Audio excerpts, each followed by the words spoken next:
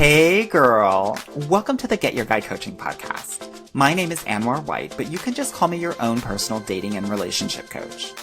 Each week, you'll hear actionable advice, tips, and strategies that you can implement in your own love life. I'm talking about healing your heart, dating effectively, and understanding men so that you can, you guessed it, get your guy. Are you ready to level up your love life? All right, let's go. I never felt the way I do about anyone but you. Hello, my ladies. I hope you're doing well today. Now, I have a very special guest, and I know I say that all the time, but this is actually someone from the embers of the dating apps. I have the global head of marketing at OKCupid, Michael Kaye. Thank you so much for joining me. I'm so happy that you're here. Thank you so much for having me, and I promise I'll try to be the most special guest yet. I'm sure you will be. You know, I was just telling you, I have a lot of questions from the ladies about wanting to know the inside scoop around dating apps and how to really kind of maximize them. So we'll definitely talk about that. But why don't you tell me a little bit about OKCupid? Like I was saying before, I think that it's such a great app, especially for people of color, plus size individuals, and individuals that are very open, liberal, and all of that. But I'd love to hear from you. When you think about OKCupid, kind of how would you describe it, and who do you think it's for? Besides everybody. Yeah, it's for everybody. So OKCupid is one of the OG dating apps. I've been working here for 4 years, and when I joined the company, I completely fell in love with this dating app. You know, OKCupid matches people on what matters to them, and we do that through in-app questions. So if you're looking for something super casual or a quick hookup, I'm sure you can find that on OKCupid, but we're definitely never going to be your first app of choice. And we understand that, and that's by design. So when you create a profile on OKCupid, we make you do a lot of work. It doesn't take a few seconds. You have to upload multiple photos. You have multiple pieces of the profile to fill out. And then you have to answer at least 15 of our in-app matching questions, although most people go on to answer dozens and dozens more. These questions cover everything related to dating, relationships, and sex, but also the issues that are really top of mind for people. So you're going to see questions on OKCupid about Black Lives Matter, climate change, reproductive health care, LGBTQ plus rights, gun control, education reform. These are conversations that are really important to have. And it's also important to understand where a match lines up on any of these categories. So we really want to make it easy for you to find people who are like-minded, people who have similar values to you. And the more questions you answer on OKCupid, the more compatible your matches will be. So we tend to bring in a higher intent dater, and the majority of people on OKCupid are looking for longer term, more meaningful connections. Yeah, I love that. Don't hate me because I'm not the head of marketing for OKCupid, but I do tell my clients that if you are leaning a little bit liberal, if you are maybe a bit more quirky, and also, a little bit of an intellectual snob, I am, and most of my clients are, then OKCupid is going to be really, really good for you. And to your point, I do definitely pump up OKCupid, especially for smart and successful Black women, as well as plus size women too, because so many of my clients have gotten such great results from OKCupid. I'm really interested to understand because, the pandemic was, I think, a game changer for so many dating apps. And so I'd love to hear kind of the inside scoop on how was OKCupid handling the pandemic? How much did it increase? Because as I knew it, everybody was online dating. So, and then based on everybody getting back on, did you see a huge drop off when things started to quote unquote open up, or did many of them kind of stay on? Yeah. So for us, those first couple of weeks of the pandemic, for a multitude of reasons, were a bit nerve wracking. But one of the questions we had was, how is this going to impact dating? are people going to continue to be on the apps when they can no longer meet up? And what we saw right at the start of the pandemic was that OKCupid user engagement increased drastically as shutdowns intensified. So all over the world, matches on OKCupid increased 10%, conversations increased over 20%. And when you think about these percentages, they might sound on the lower end, but you have to remember there are millions and millions of people on the app. So there was a ton of conversations happening, a ton of matches happening. And really, we saw this trend across all countries all around the world. We then looked at our data 1 year later and published a whole report about what dating trends we're seeing 1 year into lockdown and how COVID-19 has really changed dating. And there were a couple of trends that really came out of the pandemic that we've seen last into 2023. One that I think is really interesting and I found fascinating, but also kind of empowering, is that on OkCupid, women were no longer waiting for someone to message them. During the pandemic, we saw females on our app saying, I'm taking complete control of my dating life. I am not sitting around waiting for someone to message me. And at that 1 year mark, what we were seeing is that women under 30 on OkCupid sent over 28% more first messages in January than they did the same time last year. And that's a trend we've seen all throughout the pandemic, is women started sending more first messages than they ever were before. And what's great about this trend is that we see conversations starting by women lasting significantly longer than conversations started by men. So that's one trend we saw during the pandemic. You know, I think it goes back to this idea that women started to feel more in control of their dating lives and started to embrace being the one to reach out and set up a date, whether that was virtual in the beginning or in person towards the end of the pandemic. That still feels in some way that we're still in. Yeah. But that was one trend that we saw come out of it. Another, and I think this happened to all of us, whether we're single or not, in various ways, is that I think we all had a moment or moments where we thought, look at what's happening around the world between a global pandemic, the Black Lives Matter movement, Stop Asian Hate, a really rough presidential election here in the United States. We all took a moment and thought, what is important to me? And we started to see that tall, dark, and handsome wasn't really going to cut it anymore on our app, and how people were matching or who they were interested in.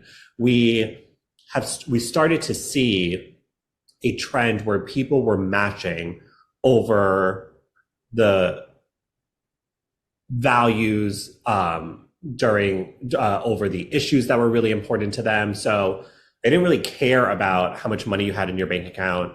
If you were in the C-suite at the company you were working at, what they did care about is, do you believe climate change is real? Do you believe a woman has the right to choose what to do with her body? Are you outside protesting with your Black siblings during this historic movement? And that's what people were connecting on during the pandemic. And that's a trend we've seen into 2023 as well, which is, we absolutely love seeing it. And we use our product as a way to really spark these kinds of conversations amongst daters. Yeah, I love that. So you said women starting conversation is significantly more. Do you have some of that data? Like, is it like 20% more or longer? Are you talking about like actual numbers of messages that are happening? I'm really curious about that number if you have it. If not, that's totally fine. We'll put in the show notes some other time. But me being an undergrad statistics major, I'm always very interested in like what that really looks like. Do you have any data? Yeah, so conversations that are started by women over men are lasting 2 to 3 times longer than conversations that are initiated by men at the beginning. And part of that is probably also because women are probably being more intentional with how they're reaching out to other people on the app. Hey, hi, hello actually has the highest rate of being ignored. So you kind of want to ditch that.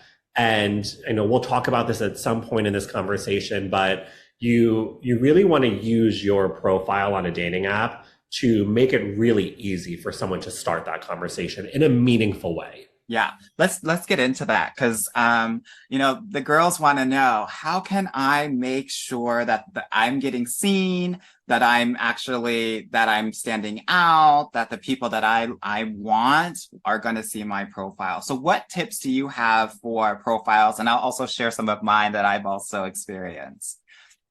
Yeah, so I'm a former online dater and now I've worked in the industry for years. So there's so many tips. First, we put so much pressure on ourselves to create the perfect dating profile. And it's so important to have a really great profile, but you don't have to do it on your own. So I always recommend invite a couple friends over, open a bottle of wine, go for coffee, whatever makes you feel comfortable, and ask them for help.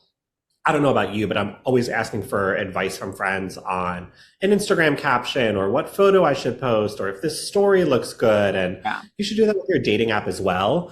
Another tip I have is to be really positive with what you're choosing to put on a dating app. The biggest turnoff I see is when people are saying swipe left if.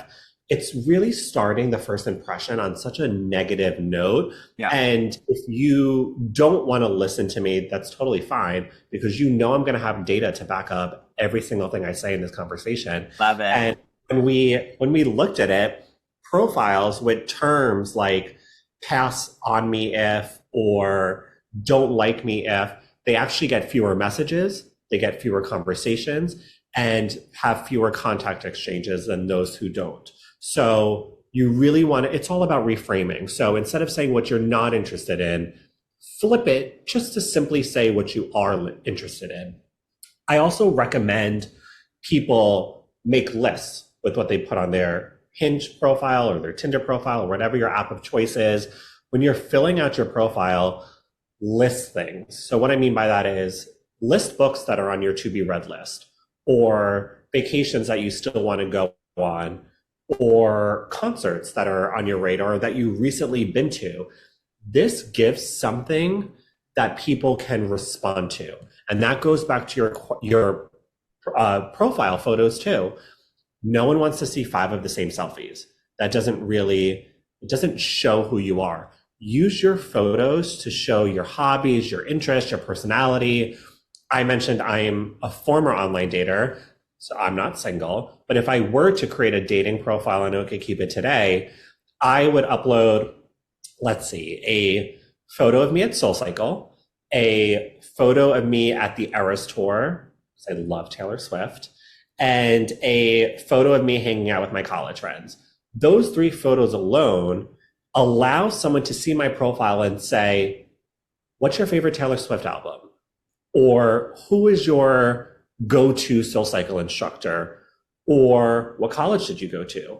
And it starts the conversation in a really organic and natural way. You're starting a discussion on a topic that you're comfortable with because you're giving other users something that they can respond to.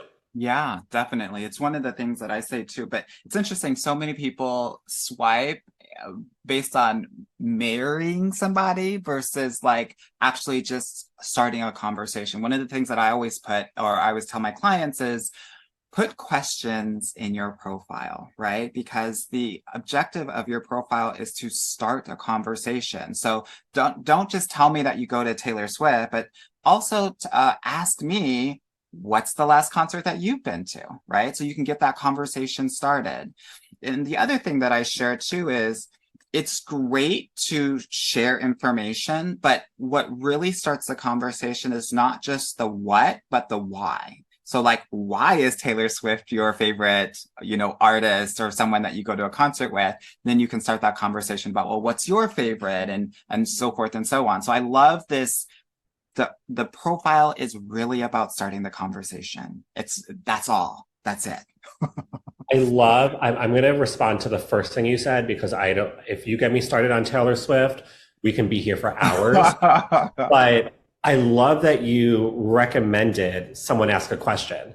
And this happened to me last year with a friend. I was looking at her Hinge profile and she knows that I work at a dating app. And she said, "Hey, can you just look at my profile and let me know what I'm doing wrong here?"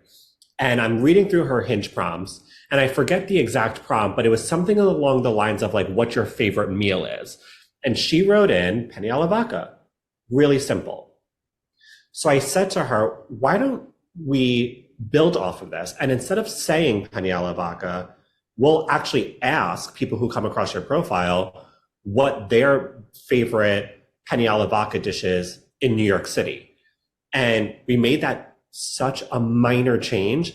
And over the next few weeks, she texted me almost a month later and said, "Michael, everyone is now responding to that prompt on my Hinge profile."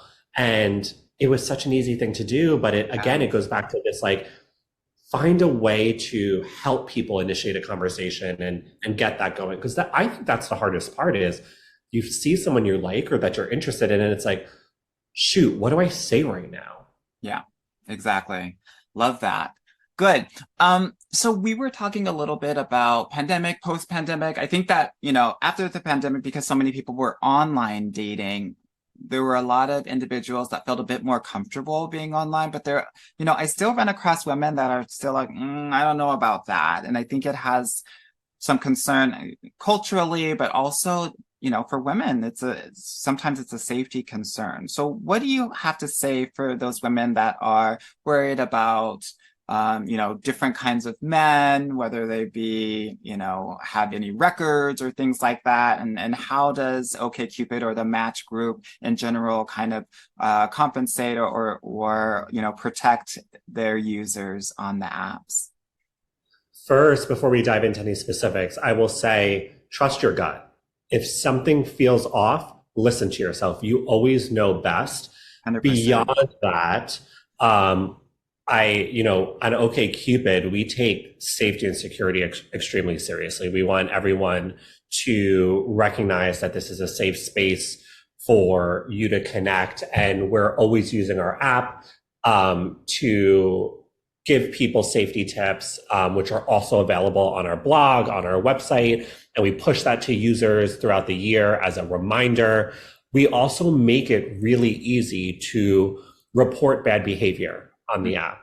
We want to give you the tools to do so, but we also rely on our users too to also let us know when something that shouldn't be happening is happening. So in a few easy steps, you are able to report a profile, you are able to report a photo, you are able to report a message, you are able to block a user so that you never come across them again. We also have a whole team of safety experts internally, but we also rely on external partners as well. So for years and years, we've been working with an organization called RAIN, which for anyone who's unfamiliar, RAIN is the Rape, Abuse, and Incest National Network. We work with them to make sure that our reporting flow is easy for a user to navigate and that we're giving them the tools to report this bad behavior. You also mentioned Match Group, which OKCupid is a part of.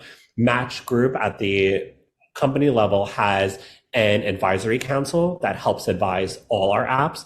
That advisory council includes leading experts from organizations like Me Too, No More, RAIN, the Human Rights Campaign, Thorn, National Sexual Violence Resource Center, and a few others. So there are a lot of people and organizations and experts that are weighing in on our product and our product features to make sure any bad behavior that is happening on the app, people are punished accordingly, and that we're making as safe of an environment as we possibly can.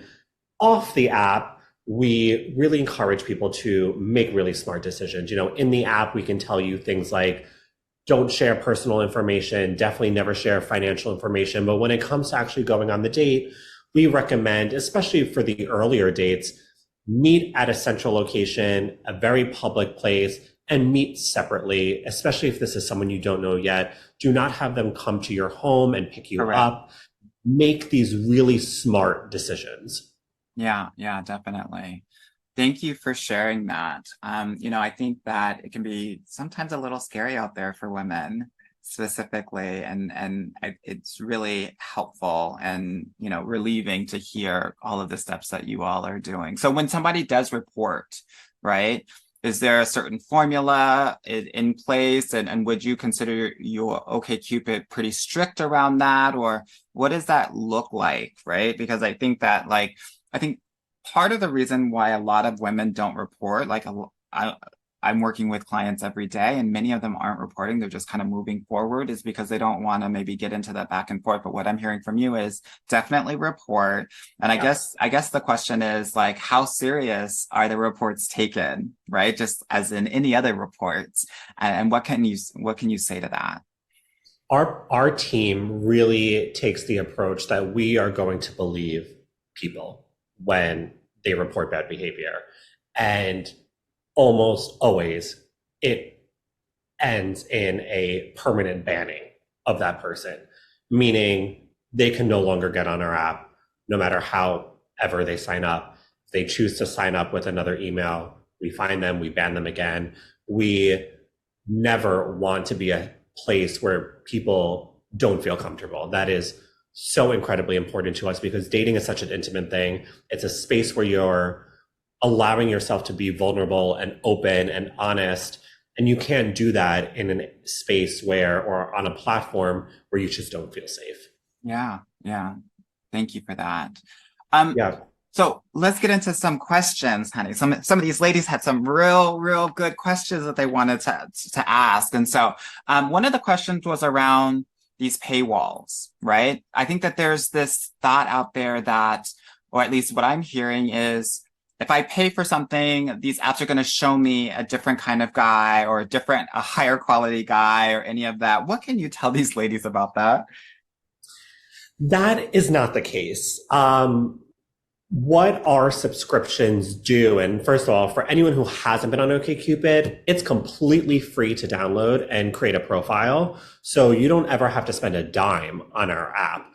If you choose to spend money on a la carte features or even subscriptions, you're simply going to unlock additional features, and you really won't be limited. So it doesn't show you any new people. If you are using the app for free or you're having a paid subscription, you're still seeing the same user base of people. It's more about the features that are unlocked for you. So there's no difference in quality of daters or quantity of daters, unless you're thinking about how the paid subscriptions do not limit how many profiles you're shown in a given day. But definitely no change in quality. Got it. No, this is important. Now, I have a lot of questions from my ladies that are in their later 40s and early 50s. And one of their experiences is when they're in that age range, that most of the time and maybe you don't have purview into this, but maybe you do. Their experience is that they are seeing men that are in their 60s and 70s and less so people that are around their age group. And so what they have found is that not only them, but also the men that they're talking to will put their age into, 45, 46, 47 instead of 51, 52, 53 because of that. Have you heard about this kind of phenomenon? And this isn't just with OkCupid, or this is kind of the experience on a lot of the apps. Have you how does OkCupid kind of think about how they show different individuals to a user? Yeah, so there's a lot of different filters on OkCupid that you can use to help control who you're being shown. These filters include the really basic ones that you would think of, like age and location, or also identity, religion, so on and so forth. You get to choose your parameters. So I can go on and say, I don't want to see anyone outside 35 to 45 years old. What's going to happen is we will show you everyone within that 10-year range. Once you hit liquidity, depending on how active you are on the app, we might show you someone slightly outside of it, meaning you might see a 33-year-old or a 46-year-old. If you are adamant, I don't ever want to go below this age or above this age, there's a feature on OKCupid called Deal Breaker. And you can set a deal breaker to your preferences, meaning we completely respect that filter and we will never go outside it, even if you've run out of users in your area matching all your other filters. Yeah. So you have a lot of control. Got it. And for the, let's say the other individuals, let's say I'm a 51-year-old woman and I'm getting a lot of likes from 60, 70-year-old men. Are those going to be seen in my feed as well because they've liked me or my profile? If you have your settings set to being able to see that age. Okay. But if not, then no go. Okay, good. Just have to ask a question for the ladies because that's some of the ladies are interested in that. Okay, so I would love to kind of hack the algorithm with you for a little bit because, you know, we always want to maximize our potential or anything that we're doing here. So, like, what advice would you give women out there who want to be seen by more individuals that want to, quote unquote, and I'm using language from them directly, verbatim, be seen by high quality men, even though I don't believe in that. Like how does one hack the algorithm?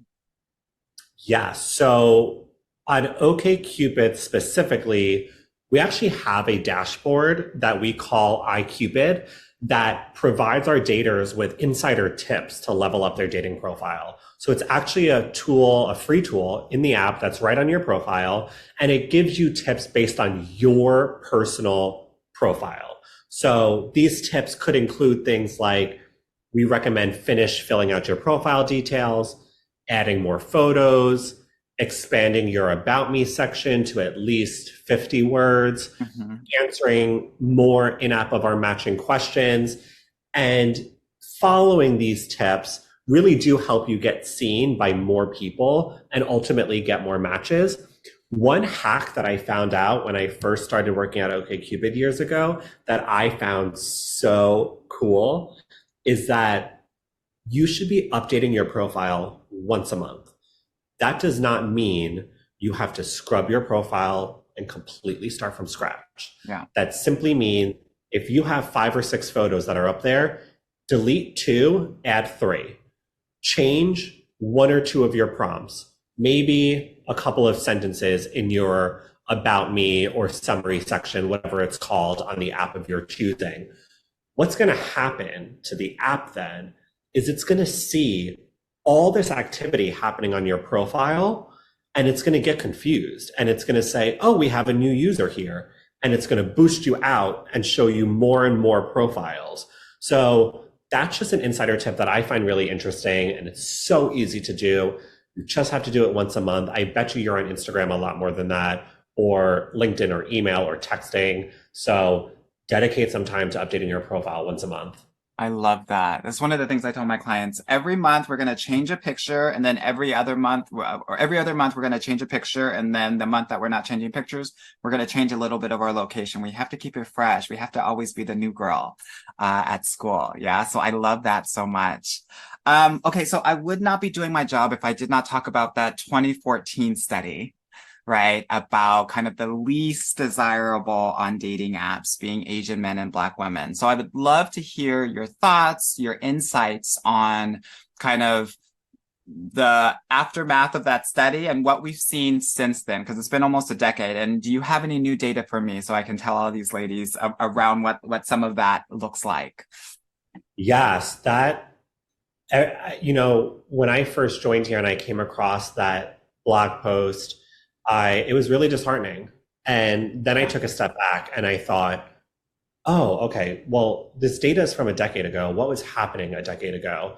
And I think it was a completely different moment in time. That is not to say we are not dealing with those issues in society today, but it is a really long time ago because that data came out prior to that study being published as well. And what we've seen over the past year, a few years, and it was really accelerated by the pandemic. It was accelerated by the Black Lives Matter movement. What we're seeing today on OkCupid is that people are actually dating outside their race and religion more than they ever have been before in our nearly 20-year history. We also, in 2020, when we saw what was happening here in the US and also around the world, and I'm referring to the murder of Black people all across the nation, is we realized that change really does start with conversation. And the BLM movement was really driving some of the most important discussions of our time. And we recognize that OkCupid is an app that really ignites connection and conversation. And we were uniquely positioned to be a platform that helps accelerate these types of conversations around race and ethnicity. And we used our app to help continue this conversation. So what we did beyond donating to civil rights organizations and doing that type of work, we took it a step further, and we actually released a Black Lives Matter profile badge in over a dozen countries around the world. We, again, made donations and worked with NAACP, ACLU, Black Girls Code, Fair Fight Action. And then we actually started to add new series of matching questions to our app related to racial equality and justice to encourage these conversations between people. We know, especially for white people, these conversations are really awkward and they're uncomfortable. And we are working at an app where we can make it easier for people to self-reflect and be introspective and really make them think through our questions. So we started to ask our daters, do you protest to fight inequality? How will you address racial inequality? Is it important that your date fights for racial justice? And we were really encouraged by what we started to see. The vast majority of OkCupid respondents said it is not acceptable to silently support racial equality. In the US, we had 7 in 10 daters saying they were protesting to fight racial inequality. And, we continue to use our app as a way for people to really just take a step back and think about what they're doing and how they can make this world a better place. Yeah, got it. Thank you for that. So you're saying that more people are kind of connecting interracially. Do you have a level at which that's increasing, or is it like kind of nominal? Yes, I don't know the exact percentage off the top of my head, but what we've seen during the pandemic was it was steadily increasing. So people were basically deprioritizing finding other people of the same race or the same religion. So we started to see people loosen their preferences in terms of race and religion, but start to look for other things. So it was less about, oh, are you also Jewish? And more about, how do you feel about XYZ issues? Because that's what's really important to me. Yeah, I love that. Good. So for most of my clients, for most of my guests that come here, I always want to ask them how they got their guy. And, I wouldn't be doing my job, as you are the second man on my actual podcast, how you got your guy. Yeah, so I'm actually an online dating success story. For anyone who has not picked up on it yet, I am gay, and I didn't come out of the closet until after college. And I downloaded a gay dating app, and it didn't feel like a safe space to me. It really reinforced to me this idea that queer love and connection should remain hidden and secretive, because I saw a sea of blank profiles, black squares, torso photos, and I turned to the only other dating app that I heard of, which was Tinder. And I felt so welcomed on Tinder. I felt so safe. I felt so comfortable. I matched with a bunch of men on Tinder, but I was so nervous to meet up with any of them.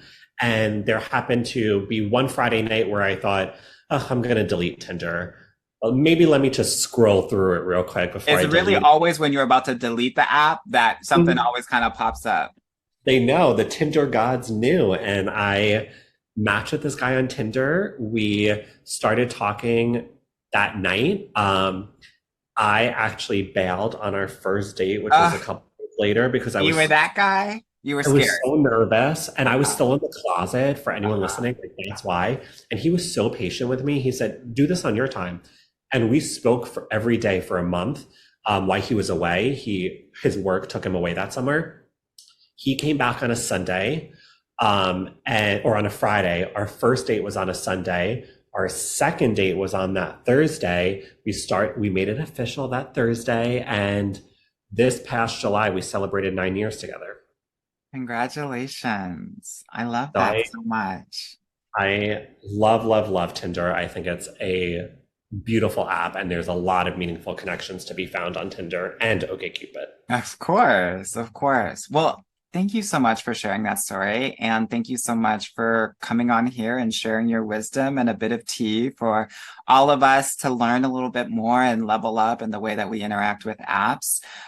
Is there anything else you want to share before we go? Yes. Well, I know that I mentioned OkCupid is completely free, and I didn't lie to you. It is. But I also really love our subscriptions. I think it unlocks some pretty awesome features. So for the first 50 listeners who email subscriptions@okcupid.com, that's plural, so subscriptions with an S at the end. And if you let us know in that email where you heard us, I will upgrade you to our premium version on me, because why not spread the love? I love that so much. You're always taking care of us. We love a good freebie. Thank you so much for that. It's so special and nice of you and generous.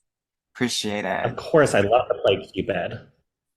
Awesome, awesome, awesome. Well, thank you so much for being here. So appreciate your time. And ladies, you heard it here first from the dating app's mouth, literally, as head of marketing. I hope that this was a helpful episode for you all. And if you have any additional questions, please don't forget to email at support@getyourguycoaching.com so that we can continue this conversation about how to best level up your app life. I call it getting Appy happy. Yeah. I love that. Awesome. Thank you so much, everyone. See you on the flip side. Bye. Hey, girl. Thank you so much for listening to the Get Your Guy Coaching podcast. If you like this episode and want to talk with me personally, please book a free consultation at www.getyourguycoaching.com/apply or subscribe and leave me a review wherever you listen to your podcasts. Talk soon.